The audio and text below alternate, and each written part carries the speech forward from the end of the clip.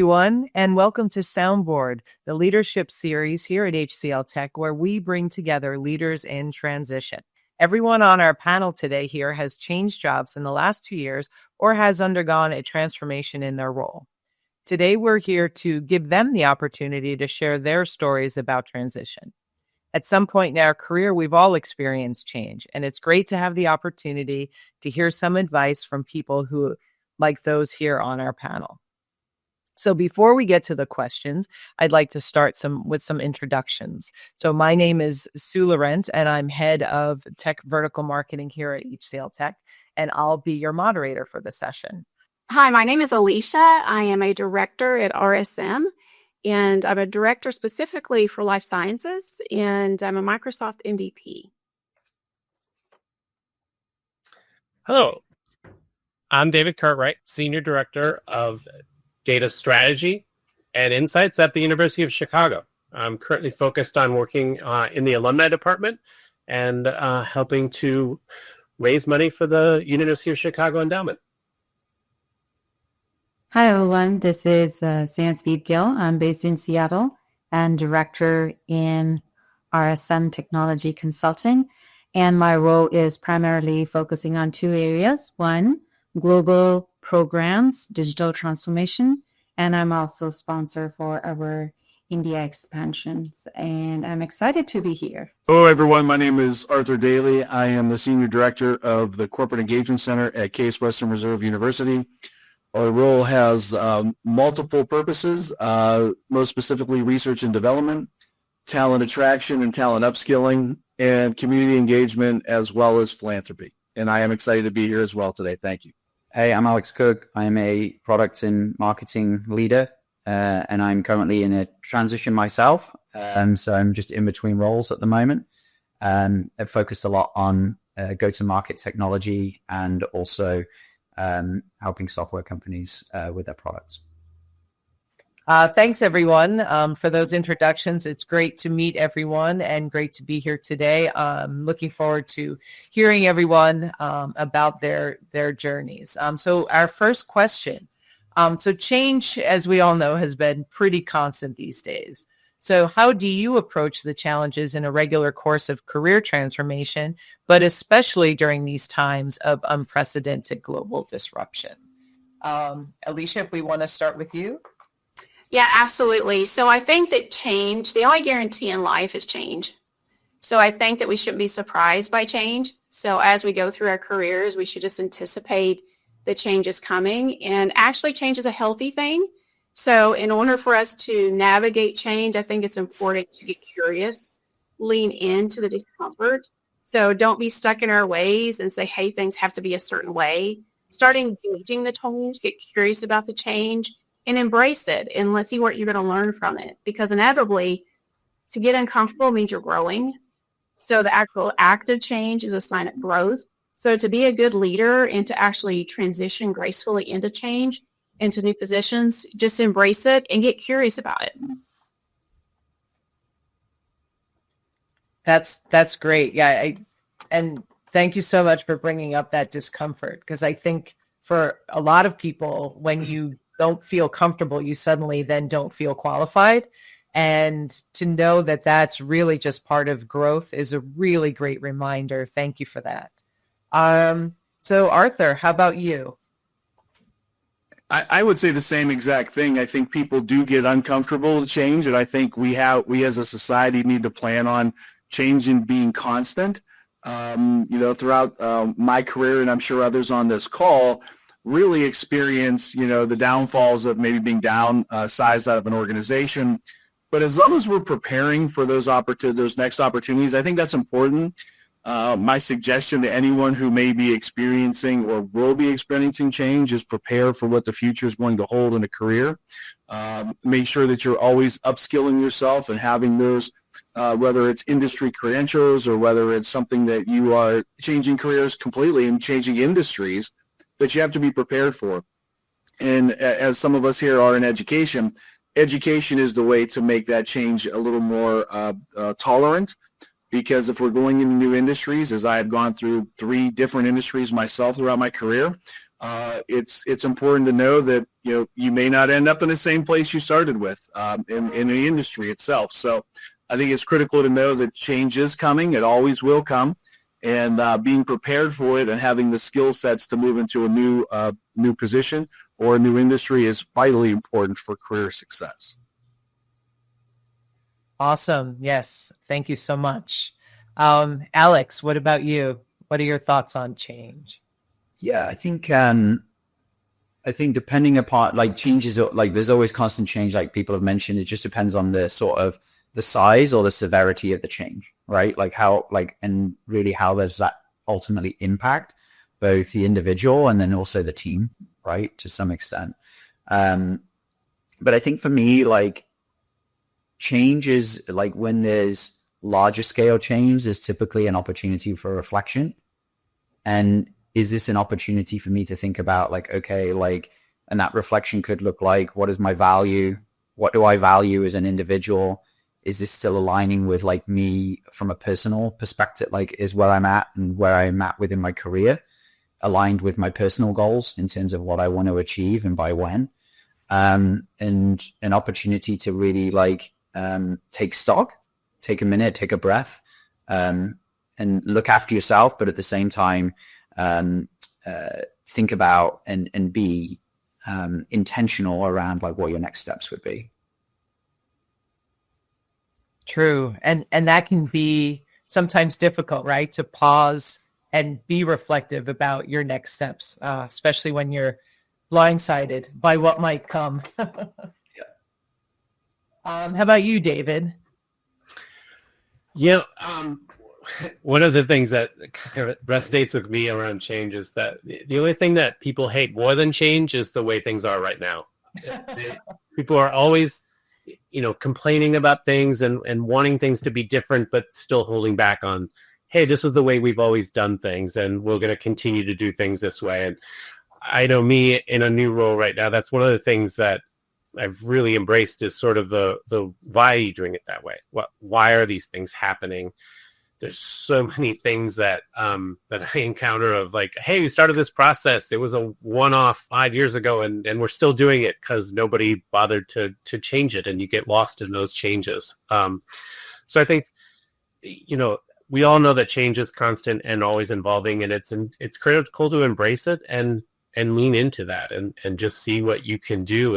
And it's been very insightful for me being in a new role and being able to ask why and be curious and just push on those things that make sense to look at and maybe change and tweak as we move forward.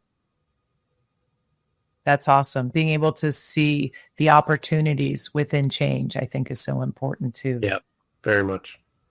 Thank you. So let's move on to a different question here. So, and this is kind of looking outside of ourselves now. So we talked a lot about how we responded, but what was some of the best advice you've received from either mentors or leaders while you were growing in your career? And it could be recent memories or past memories. Like, what is it that's really stuck with you? Alex, do you want to start with that one? Yeah, happy to. I think there's a couple of things, and it's all really centered around feedback. To be perfectly honest with you, and I think people that go out of their way to provide you feedback,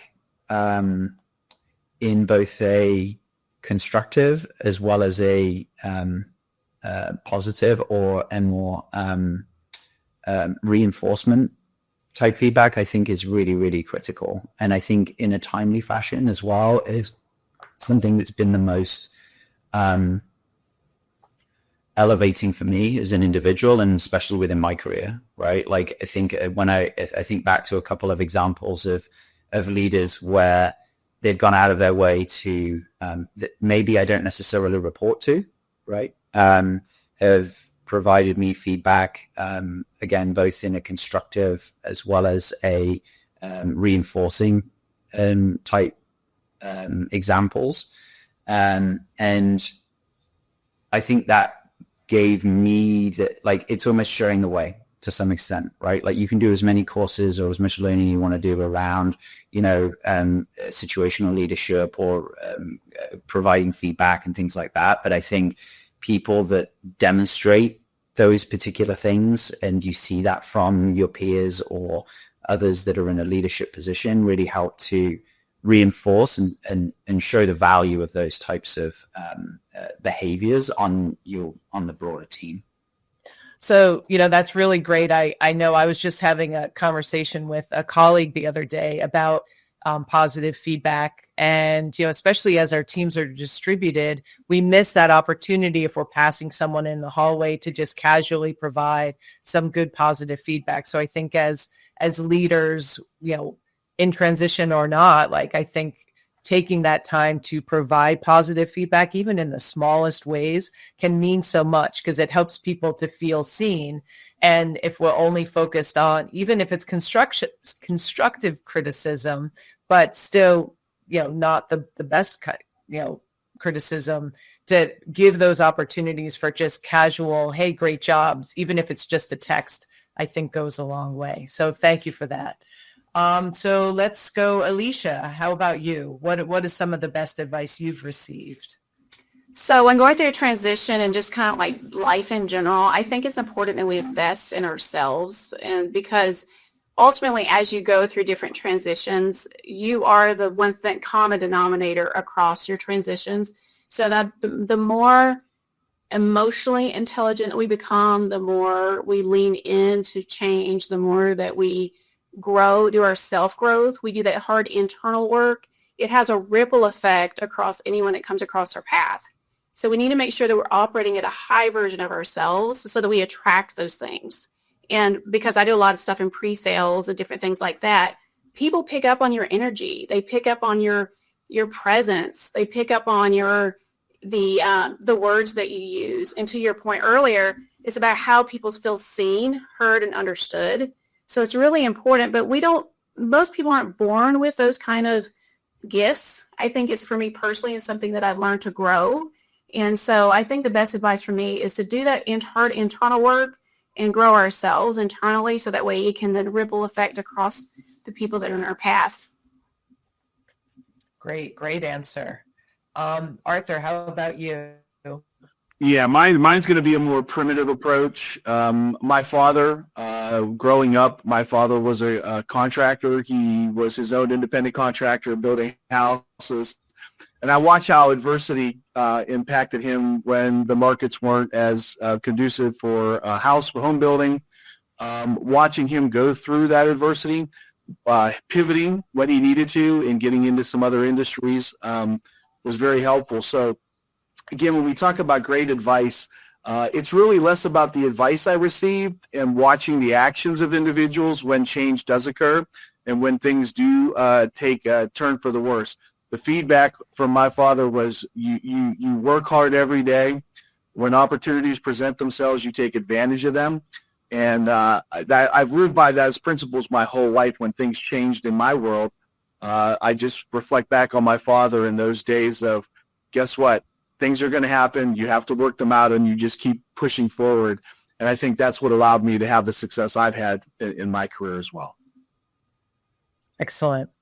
Your dad sounds like he was a great mentor and leader for you. That's great advice. Thank you. So let's move on to another question. And this one is, sometimes we are aware of change. Sometimes change just happens to us. So how did you initially perceive your career transition, and how has that thought process evolved when it comes to making decisions as you think about your own career progression? Sansdeep, let's start with you. Absolutely.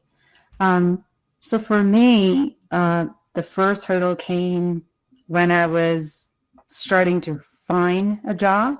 That time, no clue what I want to do. I wasn't clear which career I want to take, but I was very passionate about just being financially independent.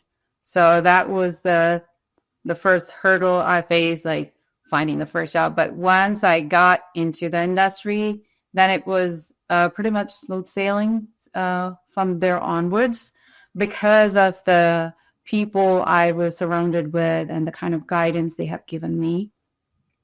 But the major shift came in my life, especially on the professional side, when I moved from India to US. And that transition was a big leap for me personally and professionally. And initial couple of years, I struggled a lot because to understand the challenge and also understanding the market here. But initially, I still remember I used to think like, am I really cut out for this? There are too many self-doubt moments. But eventually, after continuous effort and support from my mentors, I found the first opportunity here and started my career, that I would say the second innings here in US. And when I started my career here, I felt like, oh, I need to fit in, always trying to, go a little extra hard on myself to prove myself. And that is not something which anyone told me, but in my own mind, I was telling myself that story that I need to prove myself, because it took me a while to establish myself to get the first opportunity. But slowly, as I gained experience, interacted with the people, that's where I shifted from fitting in to staying true to myself and focusing on my strengths and, just giving my 100%. And that has helped me to establish myself as I transition in this country. And my overall thought process shifted, like I said, fitting in to being true to myself, giving my own 100% and contributing, I would say, in my own unique manner. And that's when I felt I started thriving. Earlier, it's more about always being conscious, not being fully confident in fitting in. And when I understood, it's always good to be just true to yourself and give you 100%. That's when the shift happened. And if I had to say it in one word, I feel like just staying authentic to yourself, be open to, like, this I know very well, and take additional opportunities, whether internally within your team or going out when it comes to client, but not hesitating and putting extra pressure on yourself. If that makes sense. Yes, great story. And, to be able to transition both professionally and personally in such dramatic ways, and to get on the other side of that was a lot of learning and growing, I'm sure, throughout that process. David, how about you? Yeah, I say as I transition into a new a new industry, I've been surprised at how much of my experience and my knowledge and background has really translated, and a lot of the things that I used to do from just from a day-to-day perspective. I'm on the data side, so it's easy, at the underlying, to talk about data. We're still at the base sort of doing the same things and working with agile technology, and the verbiage and everything is so consistent that I've been able to really jump in and provide some value much earlier than I ever expected to, and see a lot of consistency there. So I've been very happy with that. And then, there's so many of those things that you just do on a day-to-day basis that you may not even realize, building those relationships with people and connecting with others. That's what, those are ways that you're going to be successful anywhere. And when you're in a new industry, in a new position, a new job, it's building those relationships and having those connections that you can leverage moving forward. So those are the things that I focused on. That's great. To go from that initial perception of, oh, this is going to be a big change, to then seeing, well, under the hood, it's probably pretty close. So that's some excellent insight. Thank you. Alicia, how about you? I think lots of times we think that success is an upward climb. But really, it's more of like this. It's really what ups and downs, ups and downs. And I think that's why lots of times people get discouraged. They'll be like, well, maybe this isn't the path I'm supposed to be on, because there may be one of those downturns. But what you're looking for in your life is the upward trajectory. So as long as you're in an upward trajectory, that's success. So I think it's one of those things that we have to step back and give ourselves grace and say, am I going up? Because if you had up, if it was a straight line, you wouldn't grow. I mean, you would be, you'd feel entitled, I guess, if that's the way of thinking of it.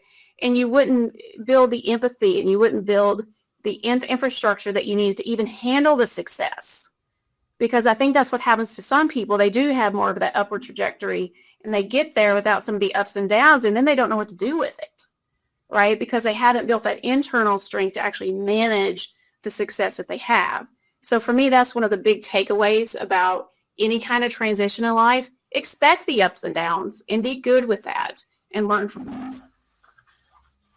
Great insights. Alex, how about you?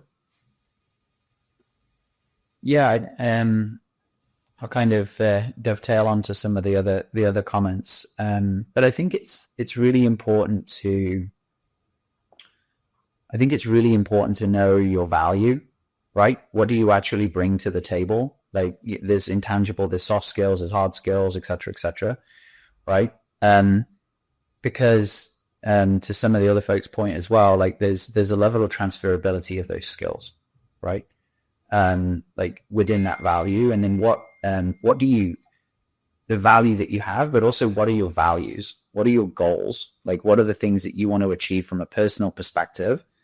Can help to frame, like, give you a lot of a framework for how you think about what does growth look like for you, right? There's different ways that you can track sort of or think about growth as an individual, whether that's like monetarily, like whether that's skills, whether that's like, you know, happiness, whatever it may be, from a goal-based perspective. Like for me, all of my stuff ties back to what are my personal goals, right? Some of those things might be like, hey, I want to spend more time with my parents, like every year, because we live far apart, right? I want to see them at least once a year, right? That's a goal. How do I get there? I then can break that down and think about, okay, well, I need to earn X amount of money to do that. Like, here are the skills, here's the value that I can bring. Then there's flexibility. You've got a framework, but you then have flexibility in terms of how you achieve that. And I think that's really important, because that gives you a level of sort of adaptability as you kind of move through like a time of change, right? We kind of mentioned like, okay, like I'm going to move into a different industry. Okay, like sure, it could be a different industry, but like what are transferable skills and what is the role I'm going to play? What is the department? What are the people that I'm going to be working with? That all helps to like, it's maybe not as much change as you maybe necessarily thought on the outset. So I kind of talked a lot of different things there, but I think ultimately it comes back to have a framework in place that you feel confident that you can then operate with some level of adaptability. Great insights. Yes, thank you. So another question that's kind of been, I hear bits and pieces of it, but maybe we can, solidify it through an answer. But what are a few of the top traits or characteristics that a person should learn during their career transformation, transition? What are, like, let's just call it the top two, like, and we'll go round robin because this should be a pretty short answer. But what are the top two things that you think should be the characteristics that someone should make sure they have really solid? Alicia, we could start with you. Yeah, I think Alex hit it on the head. I think it's really one of those things of knowing your core values, and then also learning to be empathetic and understanding and be an active listener. Oh, that's a good one. Active listener. Yes. David, how about you?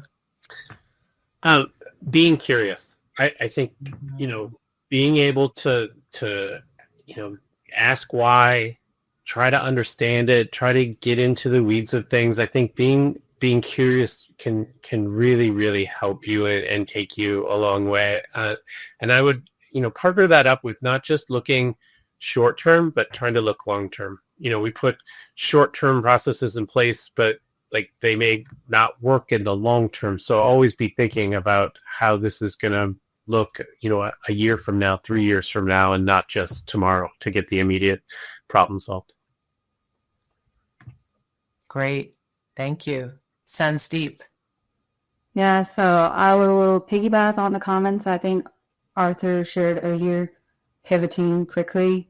So adaptability is, I would say, one of the traits which is important when we're put in a difficult situation or unfamiliar zone. Just be able to pivot and come up with a strategy and address it to the best of your ability. I think that's important. I do learn the curiosity habit because to be able to, ask questions. There might be areas where we might not have any awareness or knowledge or skill set, but staying curious, being able to ask questions and continuously learn by staying in that zone, I think that also enable us to progress. Great. Alex? Yeah, I think that there's certain traits that people tend to, or values and traits that people tend to demonstrate or like lean into more than others.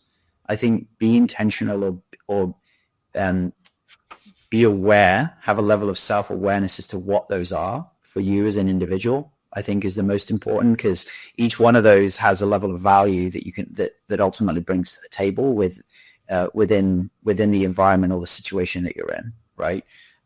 Don't try and be something that you're not, because it shows up pretty evidently. But then make sure that, like, if you have to show that level of adaptability and curiosity and things like that, that you're going into that with eyes wide open, right? Like maybe that's not necessarily like something that you demonstrate as an individual, but how do you surround yourself with people that are curious or are adaptable, as an example, right? Or are a multiplier or force multiplier and can feel confident in networking, as an example, right? If you're not a network multiplier, right? How do you lean into and how do you identify others that are like aligned that way? Similar to how you grow a team, right? You're not going to be the number one person like doing here, there, and everything. That's why you bring a team together, and you have like certain people that have superpowers almost within those respective areas. So I would say that just surround yourself with people where where your blind spots are, and be intentional around and lean into the things that that you're really good at. Great. Thank you. Arthur? Yeah, and that was excellent, Alex. And I think what individuals have to remember is that if you're sensing change, or you're thinking that change is going to come, and we all believe that at some point in time, you have to be tenacious. You have to have that mindset that I am going to push through the adversity that is coming my direction. And Alex's point, surround yourself with people of like mind and opportunities, because that's what's going to create that next platform for you as you move forward. And I really come down to, and I know I've said this initially, and I'm going to keep saying this through this podcast, you have to be tenacious. You have to be primitive sometimes in your thinking, because that's what's going to get you through the tough times. It's just that mindset. It really comes down to, we know adversity is going to come. It's part of, our life, and just having the mindset and looking at opportunities and always looking for the next opportunity is always helpful when change does occur. Great answer. Thank you. You guys have such great insights. This is so valuable. So I do have one final question. And this one, given the, where we all are in our careers, might take us back a ways. But think back to you just graduated school and you're about to start. What is the one thing, based on the experience that you all have had, that you can give to that person just starting out that has never faced at least professional change or transition? what's the one little nugget that you can give to them that when that then transition or change happens to them, they at least can remember that in the back of their head and be prepared. So David, let's start with you. I would say allow yourself some grace. You're not going to learn everything in one day, in 1 week, in 1 month, a year. And the senior people that you see around you, they're senior people because they've gone through a lot of this before and they've built up their careers, and they didn't walk into these jobs with the 20 years of experience that you see and the knowledge that they had. So don't think that you're going to be there tomorrow. It takes time, and it's okay, and it'll be uncomfortable. Find out how you learn, and just whether that's through repetition or reading or whatever that is, but just allow yourself the grace to grow and learn and try new experiences. Say yes to as many things as you can. Great advice. Thank you. Sansdeep, how about you?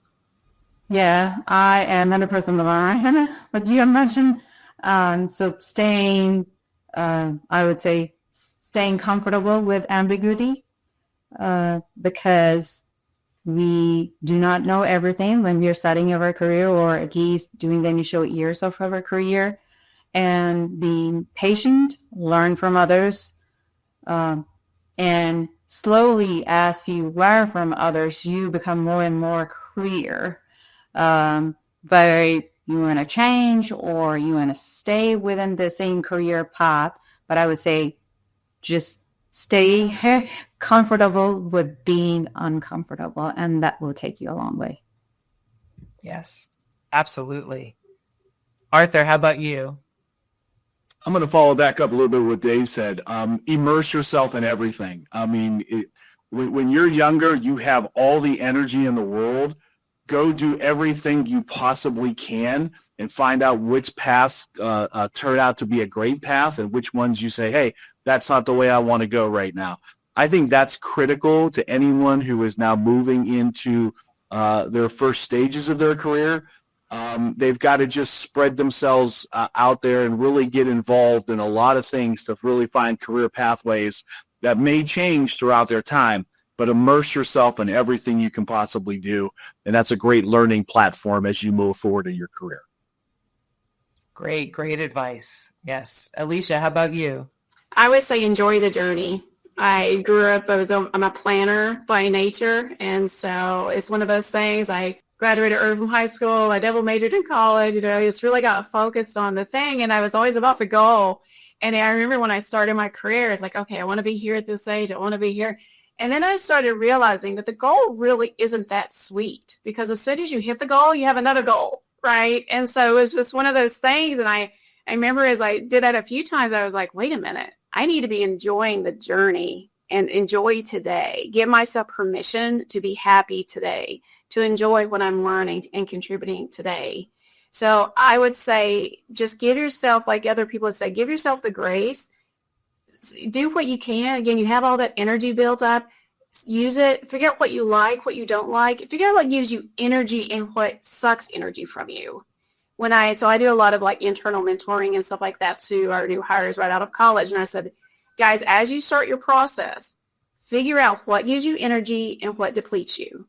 When you're sitting in a meeting, when you're doing different things, because what you're going to find, what gives you energy is your natural talent. That doesn't mean you can't grow in those other areas, but you're going to discover what you really like, because when you figure that out, you never work another day in your life. Like I do what I do because I love it. Like I love Microsoft. I love working at RSM. I love doing what I do. So for me, it's not really work because it's just something I'm passionate about. It gives me energy. So that would be the advice I would give to someone starting out, and to the younger version of myself. I wish I had known that then when I started my journey.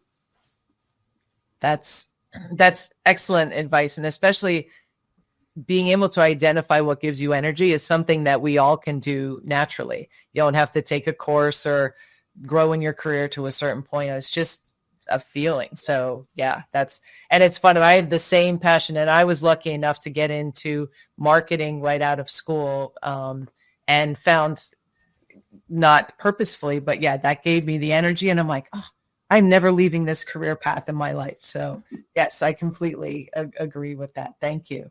Alex, so what is your thoughts on this topic? I think there's only really one thing for me. Be great to work with. Be a great person to work with. Like, understand like the value that you bring. Like, again, understand the value that you bring. Be true to yourself.